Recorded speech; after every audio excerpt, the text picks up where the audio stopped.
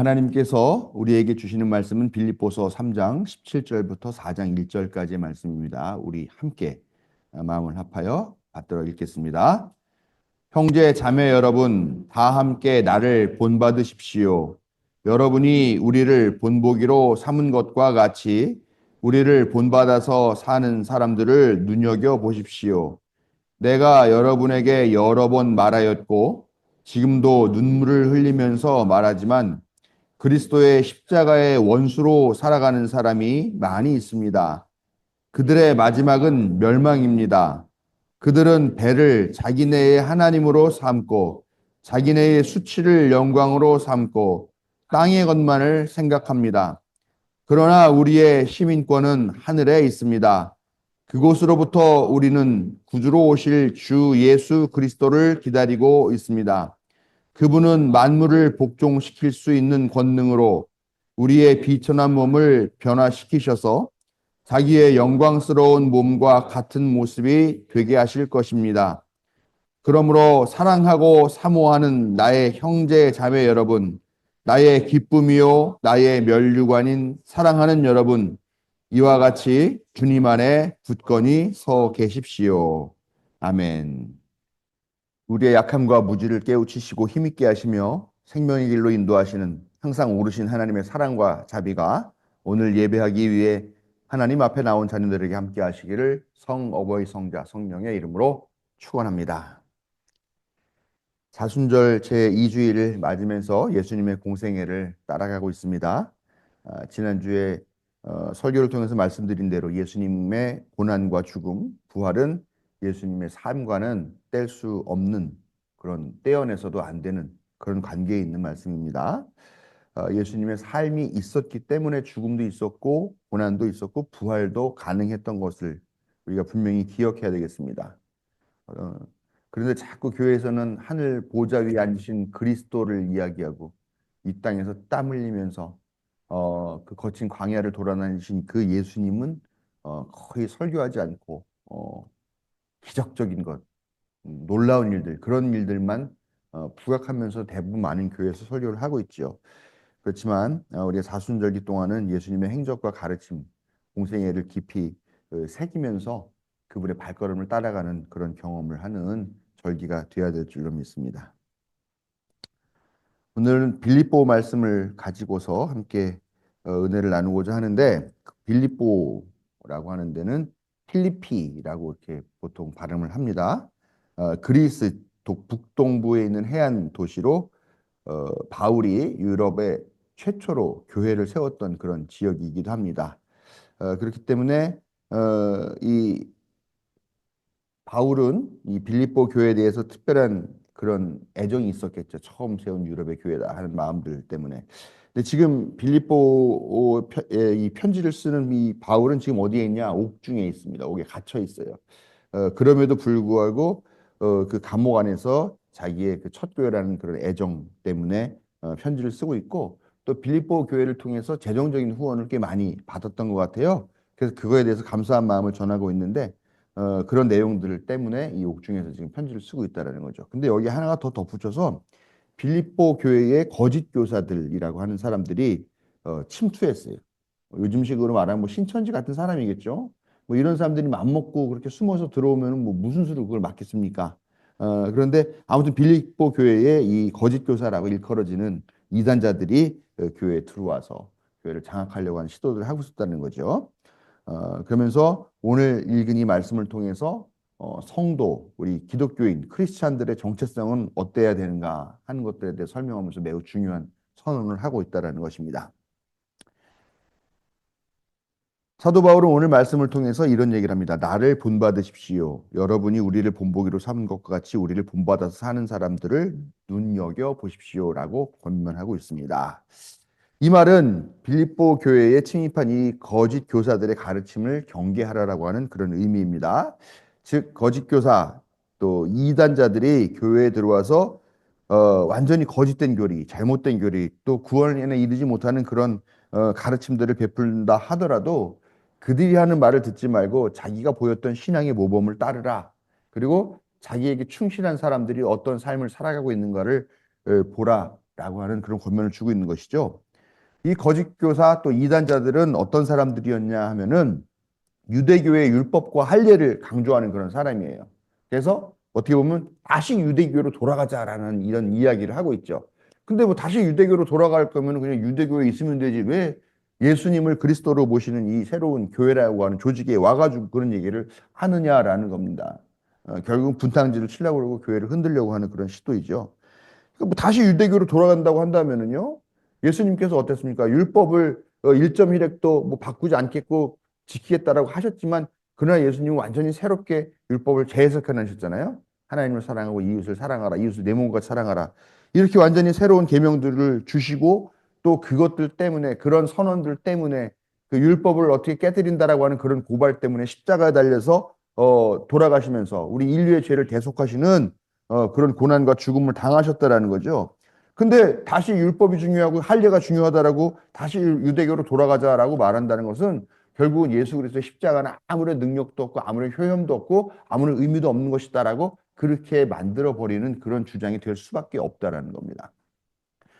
이 율법과 할례라는 게 어떻습니까? 율법 거기에 나와 있는 뭐 600가지, 660가지인가요? 뭐 그런 조항이 있다고 합니다. 근데 그 조항들을 지키지 않으면 어떻게 되느냐? 뭐 너무나 잘 알다시피 성서에도 나오죠. 토라 뭐 율법을 지키는 사람들은 성 밖으로 끌어다가 돌로 쳐 죽여라. 뭐 이런 이야기들이 나와 있다라는 거죠. 할례는 어떻습니까? 남자라면 태어난 지 8일 만에 꼭 이 할례를 포경 수술을 받아야 된다는 겁니다. 그것으로 인해서 하나님과 이스라엘 백성 사이에 맺은 언약의 증표를 삼는다라고 하는 건데, 이것도 안 하면 어떻게 되느냐? 안 하면 그 공동체에서 수용될 수 없다라는 거죠. 즉, 이 율법과 할례라는 거는 강제적인 법조항이라는 거죠. 근데 이 강제적인 법조항을 따르느냐 따르지 않았느냐라고 하는 그런 결과, 그런 행위에 초점을 맞추는 것이 율법이다라는 거죠. 그런데 바울은 이것이 정면으로 예수님을 거스리는, 예수님이 반대하는 그런 주장이다. 즉 십자가의 원수로 살아가는 사람이다라고 그렇게 이야기를 하고 있다는 것입니다. 그런데 이 말씀 뒤에 이어지는 이야기를 보면은 이들이 어떤 정체성을 갖고 있고 어떤 야심을 갖고 있는지를 아주 적나라하게 폭로하는 말씀이 이어지고 있다는 겁니다. 사도 바울은 뭐라 그러냐? 그들은 배를 자기네의 하나님으로 삼고 자기네의 수치를 영광으로 삼고 땅의 것만을 생각하는 사람들이다 라고 이야기를 하고 있어요. 그래서 배가 뭘까? 그렇게 생각해서 영어 성경을 한번 찾아봤더니 위를 뜻하는 스토막이라고 나오더라고요. 즉 이거 이 배입니다. 이 배, 이 배. 타는 배도 아니고 먹는 배도 아니고 이 배를 말하는 겁니다. 그 배를 하나님으로 삼는다라고 하는 말은 뭐예요? 결국은 자신들의 입속을 챙기려는 목적으로 하나님을 섬긴다라고 하는 이야기죠. 또 땅의 것만을 생각한다는 건 뭡니까? 하나님의 가르침이 아니라 이 세상의 풍조와 이 세상이 돌아가는 방식, 그런 것들을 더 중요하게 생각한다는 그런 말이라는 것이죠. 여기서 우리는 거짓 교사와 이단자들의 욕망과 수법을 꿰뚫어 봐야 돼요. 자신들의 이익을 위해서 하나님의 이름을 끌어다 대고 예수 그리스도의 이름을 끌어다 댄다라는 거예요. 우리가 연불보다는 제법에 더 관심이 많다라고 하는 그런 속담들을 이야기하죠. 예. 이 제법을 얻기 위해서 연불하는 척하는, 중인 척하는, 승려인 척하는 그것뿐이라는 거죠. 사실은 부처고 뭐 연불이고 이런 거 아무 관심이 없다라는 거죠. 그것처럼 유명해지고 존경받고 남들 위에 서고 또 대단한 사람으로 행세하고 거기에서 얻어진 각종 이익과 특혜를 누리려는 목적으로 하나님의 이름을 팔고 교회를 강도의 소굴로 만드는 사람들이 있을까요? 없을까요? 아마 여러분들이 지금 제가 말한 요 대목을 들으면서 어떤 한 사람을 떠올렸을 것 같아요. 아, 이 사람은 진짜, 어? 하나님을 팔고 목사를 사칭하지만 이건 진짜 사기꾼이라고 하는 사람 딱 떠오르는 사람 있죠? 예, 전모 씨라고 하는 사람 아마 다 그 사람 떠올릴 것 같아요. 이 사람이 뭐라 그래요? 자기가 생명책을 갖고 있다 그러죠? 이 생명책에 기록되려고 하면은 어떻게 해야 됩니까? 그 집회에 나와서 그 사람들이 파는 핸드폰에 가입을 하고 뭐 몇 가지의 물건을 구입을 해서 그걸 해야 된다죠. 다단계라고 그러더라고요. 예? 그런 거짓 가르침으로 수많은 사람들을 모아가지고 그 사람들에게 온갖 물품을 강매하고 있다라는 거예요. 그런데 거기에다가 그 사람들이 그런 일들을 하면서 이게 하나님의 일이다라고 이야기를 하고 또 선교라는 외피를 씌우고 그러면서 선교 마케팅을 하고 있다는 겁니다. 천벌을 받아야죠. 하나님이 왜 벼락을 안 내리시는지 의아할 정도 이건 너무나 인간이 봐도 이 추악한 짓을 하고 있는데 목사를 사칭하면서 이런 일들을 하고 있다는 거죠. 근데요, 사실은 제가 이 말씀을 준비하면서 이런 생각을 해봤어요. 과연 이런 사례가 전모 씨에게만 해당될까? 소위 말하는 한국의 정통 교회라고 하는 교회들은 깨끗할까? 전혀 무관할까? 불행하게도 우리는 이런 인상을 주는 목사와 신자를 너무나도 많이 만났고 많이 보아왔다고 그렇게 인정하지 않을 수가 없다는 것입니다. 초기 기독교 시대에는 사순절이 되면 신실한 순례자들은 사막으로 들어갑니다. 사막으로 들어가서 사순절을 지내면서 거기에서 소박하고 청빈한 그런 생활을 하면서 예수 그리스도께서 가신 길을 추구하고 마음의 평화를 추구하는 그런 고행, 그런 수련들을 합니다. 그러나 어떻습니까? 오늘날의 목사들은 비싼 옷에 고급 차에 넓은 집에 귀한 음식들도 받으면서 온갖 호사를 누리고 있습니다. 그것은 하나님의 종이기 때문에 누려야 될 당연한 것이라고 그렇게 떳떳하게 자기 입으로 얘기를 하죠. 하나님의 은혜라고요. 이런 복을 받고 이런 호사를 누리는 건 하나님의 은혜다라고 그렇게 자랑스럽게 이야기를 합니다. 뭔가 우리 신앙이 주객이 전도되었고 목적과 수단이 뒤바뀌어 있고 원인과 결과도 혼동스럽다라는 생각이. 우리 이 기독교, 이 예수님을 우리의 주님으로 모신다라고 말하는 이 기독교의 정체성이 지금 혼란스럽게 된 상황이 아니냐는 겁니다. 이 교회 자체가 이렇게 됐기 때문에 이 안에서 생겨난 괴물이 바로 전모 씨라고 하는 목사 사칭 사기꾼이죠. 이단자죠.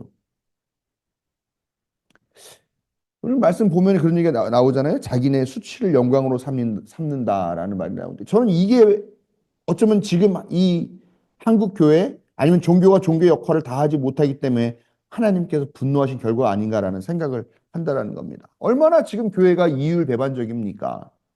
예수님은 가난한 사람들, 낮은 사람들, 소외된 사람들, 그 사람들과 함께 식탁을 마주하면서 그렇게 얘기하셨는데 지금 교회는 어떻습니까? 돈 많은 사람, 부자들, 권력자들, 예? 이런 사람들이 교회 오면 더 많이 환영받고 그 사람들 더 높은 교회에서 자리를 차지하면서 권력을 행사하고 이러고 있지 않습니까?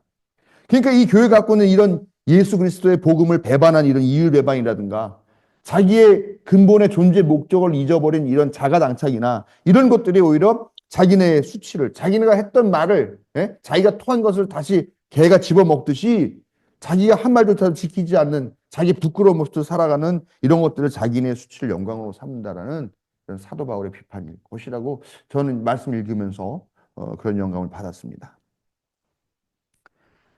바울은 빌립보 교인들에게 이렇게 얘기합니다. 우리의 시민권은 하늘에 있습니다. 그렇게 가르치고 있죠.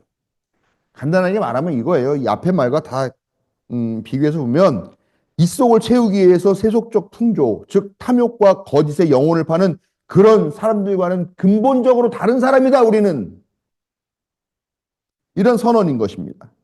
예수님을 그리스도로 고백하는 사람은 이 배가 아니라 하나님을 모시고 땅이 아니라 하나님 나라가 오기를 기다리며 사는 사람이라는 뜻이고 이 속을 따라서 거짓말하는 사람이 절대 아니라는 그런 선언과 가르침이라는 것입니다.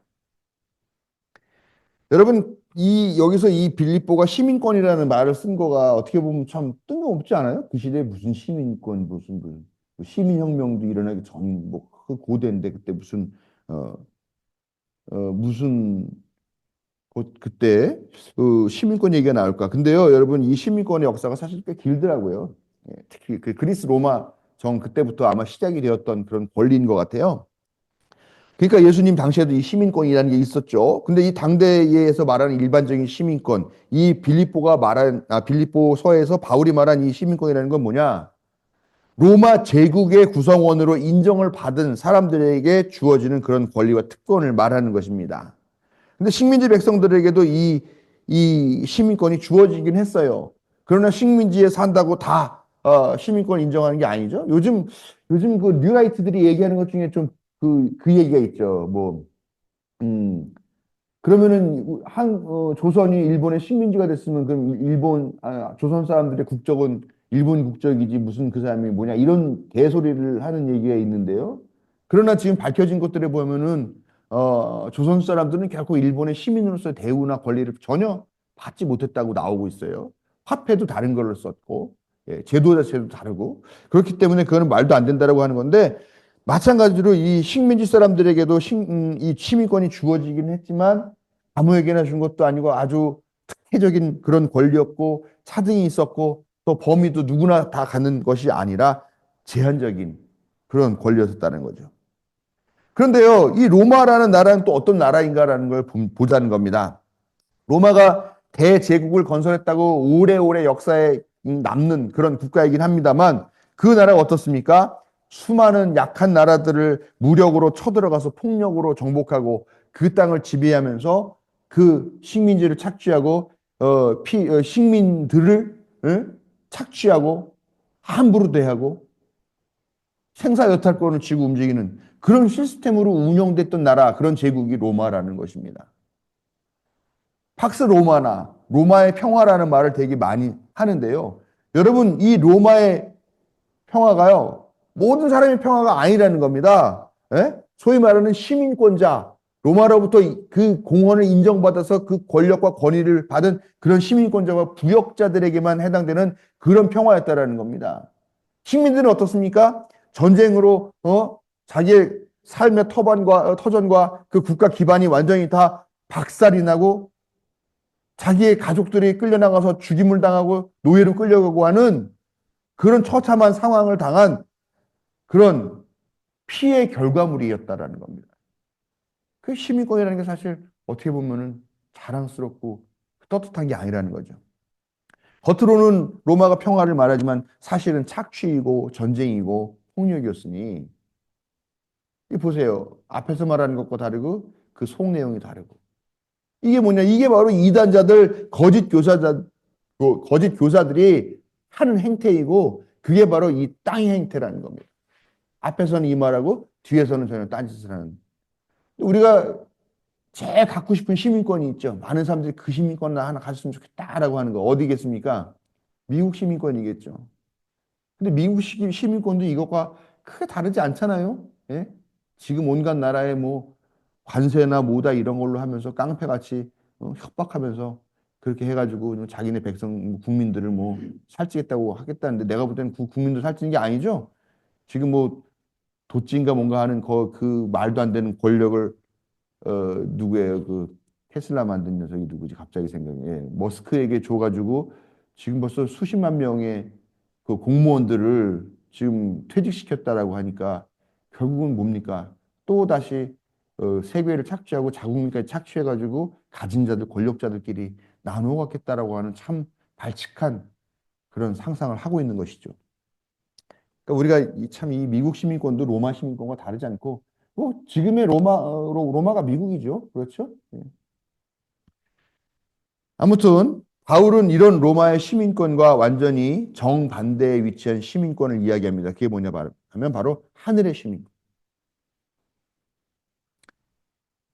그리고 이 바울은 그 시민권이 예수 그리스도와 연결되어 있다라고 분명히 오늘 말씀을 통해서 설명하고 있습니다. 예수님과 연결되었다는 게 뭐예요? 예수 그리스도처럼 섬기며 사람들을 평등하게 차별 없이 대하며 그다음에 율법이라는 거에 속박되지 않고 자유롭게 하나님을 만나고 예? 또 하나님 앞에 성실하게 살면서 인간 해방, 종교 해방을 이야기한 것이 바로 예수님이잖아요. 즉 하늘의 시민권이라고 하는 것은 그런 권리가 우리에게 있다라고 하는 그런 선언이라는 것입니다. 현대적 의미로 보면 시민권은요, 그 도시에 사는 사람, 시에 사는 사람의 권리라고 생각을 할 수도 있지만 그렇지 않고요. 도시나 국가 구성원으로서 정치적인 권리를 갖고 있는 주체를 말하거나 민주주의 사회의 백성을 의미한다라고 이야기합니다. 현대 시민권이라는 건 그렇습니다. 오늘날의 시민권은 예수님 당시에 바울 당시의 시민권과는 큰 차이가 있었죠. 민주주의 체제에서 난 사람은 이 시민권이 누구에게나 주어집니다. 그 절차가 매우 평등하고 차별 없이 평등하고 민주적입니다. 이 대한민국에서 태어난 사람은 시민권이라는 게 자동적으로 부여되는 거죠.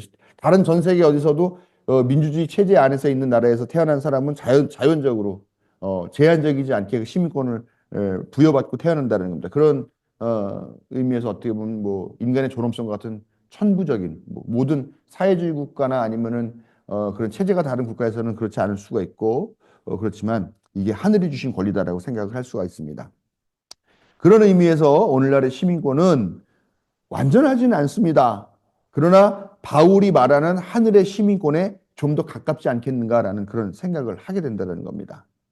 그런데 우리가 이 평등한 시민권을 누리기 시작한 지도 그렇게 오래되지 않았어요, 여러분. 예? 조선시대 우리가 왕정시대에 살 때는 뭐 거기에 당연히 계급과 그런 차별도 있었죠. 예, 그리고 난 다음에 일제시대는 일제강점기 때는 말할 필요도 없는 거죠. 그리고 난 다음에 수립된 대한민국 어땠어요? 예? 뭐 자유민주주의가라는 출발점을 갖고 있긴 했었지만 그 이후의 모습들을 보면은 어때요? 어, 뭐 이승만의 독재, 박정희의 독재, 또 신군부의 독재 이런 독재 과정을 거치면서 과연 시민권을 제대로 누렸냐? 자기가 말할 수 있는 것을 제대로 누리는 그런 권리를 누렸느냐? 결코 그렇게 볼 수가 없는 거죠. 옛날에 그때 당시에는 군대에서 부대자 투표할 때는 하사관이 보는 앞에서 누군가를 찍어가지고 기표해야 되고 하는 그런 상황도 있었던 그런 시대가 아닙니까? 그런 시민권을 누리기 시작한 게요 얼마 되지 않았고 또 민주주의를 염원하는 수많은 사람의 투쟁과 희생으로 맞바꾼 것이 바로 지금 우리가 너무나 당연하게 누리고 있는 이 시민권이다라는 겁니다. 그런 의미에서 오늘 우리가 누리는 이 시민권은 하나님께서 허락한 것이라고 고백할 수가 있겠고 완전한 하나님의 나라의 시민권까지는 가지 못하지만 그러나 그것과 비슷한 방향으로 나아가는 과정 중이라고 우리가 이렇게 현대적으로 해석할 수 있지 않겠냐라는 것이죠. 그런데 최근 그 시민권이 짓밟힐 뻔했어요. 완전히 송두리째 빼앗길 뻔했어요. 거짓말을 밥 먹듯이 하면서 제 입속만 생기는 그런 무도한 세력에 의해서 자유와 평등의 권리를 박탈당할 뻔했다는 것입니다. 근데 다행히 하나님께서 이 극악 무도한 시도를 막아주셨죠. 누구를 통해 막아주셨느냐? 하늘의 시민권자들을 통해서 막아주셨다는 겁니다. 오히려 교회들은 이 내란을 지금 옹호하고 있습니다만 우리는 그것들을 막아낸 것들이 바로 사람들이 바로 하늘의 시민권자라고 그렇게 고백을 해야 되지 않을까 생각합니다. 그러니 지금 우리에게 주신 이 시민권을 하늘의 시민권으로 생각하고 소중하게 지키고 감사하고 또 누리는 것이야말로 현대 시민이자 예수 그리스도를 삶의 주인으로 모시는 우리 성도들의 의무이자 권리가 되겠습니다. 우리는 거짓 교사에게 속아서는 안 되죠. 이단자들의 선동에도 넘어가면 안 됩니다. 탐욕의 유혹에 넘어가 입속 챙기기에만 급급해서도 안 됩니다. 세상이 온통 물질주의, 경쟁주의, 부끄러운 줄도 모른 채 수단과 방법을 가리지 않는 성공지상주의에 홀려 있다 해도 우리는 흔들림 없이 하나님 나라의 가치를 확신해야 합니다. 우리가 하나님 나라의 시민권자라는 정체성을 확립한다면 우리의 삶은 보다 더 예수 그리스도께서 가신 그 길을 향하게 될 것입니다. 그러면 우리는 멸망이 아니라 민주, 평화, 자유, 평등, 영광을 얻게 될 것입니다. 하나님이 우리를 인도하시고 도우시며 가르치시기를 바랍니다. 그리고 우리 모두에게 하나님의 사랑과 자비가 함께 하시기를 축원합니다.